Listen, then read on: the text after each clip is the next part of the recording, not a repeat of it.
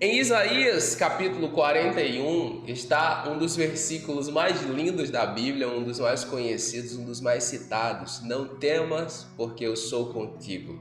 Não te assombres, porque eu sou o teu Deus. Esse texto é o consolo para muitos cristãos ao longo da história da humanidade. É consolo para a sua vida, eu tenho certeza, é consolo para a minha vida. E nele, o profeta Isaías é usado por Deus para nos encorajar, para encorajar você, encorajar a mim. Por isso eu convido você a ficar comigo aqui até o final, porque eu tenho certeza que vai ser bênção para a sua vida. Mas ele diz aqui, você, Israel, é meu servo, Jacó, a quem escolhi. Meus irmãos, em Cristo Jesus, nós somos herdeiros de Deus, nós somos família de Deus. O apóstolo Paulo escreve a igreja de Éfeso dizendo, vocês agora são família de Deus, você é família de Deus, você foi escolhido pelo Senhor em Cristo, com base na aliança que o Senhor Jesus, com base na aliança que o Senhor Deus fez com o Senhor Jesus na cruz do Calvário. A aliança que ele fez com Abraão foi uma aliança poderosa, foi a aliança para fundar a nação de Israel. Mas a aliança que Deus faz comigo e com você em Cristo Jesus é muito, muito superior. Versículo 9. Eu os tirei dos confins da terra, de seus recantos mais distantes, eu o chamei. Eu disse, você é meu servo, eu o escolhi e não o rejeitei. Eu não sei qual é a sua história de conversão. Eu não sei de onde o Senhor Deus tirou você. E eu gostaria, inclusive, se você puder, compartilhe seu testemunho aqui nos comentários. Diga, de onde o Senhor Deus lhe tirou? 15 anos entreguei a minha vida a Jesus. Este ano, em 2021, vai fazer 20 anos que eu tomei essa decisão e com certeza foi a melhor decisão da minha vida. Alterou toda a rota. Então, quando eu leio esse texto, eu me sinto muito amado, porque o Senhor Deus de fato me tirou dos recantos mais distantes da terra. O Senhor Deus me tirou dos lugares mais improváveis, porque quando você é filho, quando na sua família já tem ali um traço cristão, você já é filho de pais cristãos ou avós, enfim, aí sabe, é lindo. Mas quando Deus ele nos chama dos recantos mais distantes e nos diz, você é meu servo, eu escolhi, você é minha serva, eu lhe escolhi, é isso que o Senhor nos diz.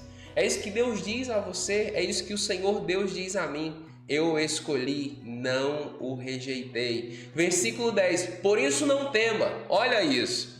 Eu escolhi você, eu chamei você dos lugares mais distantes, mais improváveis. Por isso, viva com confiança, não tema, eu estou com você. Quando eu olho para Deus hoje é diferente. Eu sei que Ele vai me proteger, porque Ele me ama.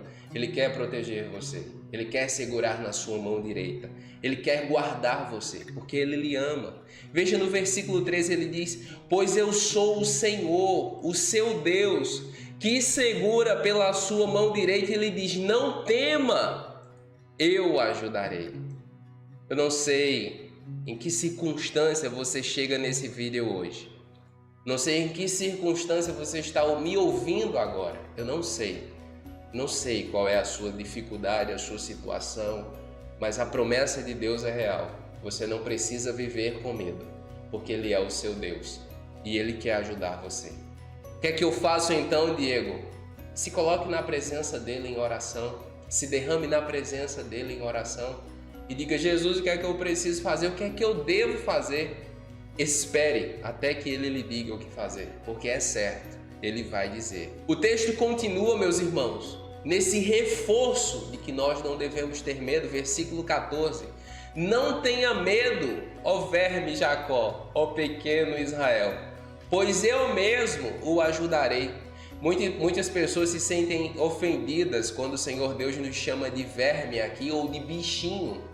Mas a intenção de Deus é nos dizer, você é muito pequenininho, você é muito frágil, você não faz ideia da minha grandeza, não se preocupe, eu mesmo ajudarei você, Israel, declara o seu Redentor. Para nós, essa ideia de Redentor é um pouco distante, porque nós vivemos em uma democracia, somos livres e essa ideia de Redentor não faz muito sentido. Mas eles que viviam como escravos no Egito, Um redentor significava alguém que assumiria a compra pelo seu resgate, por sua liberdade.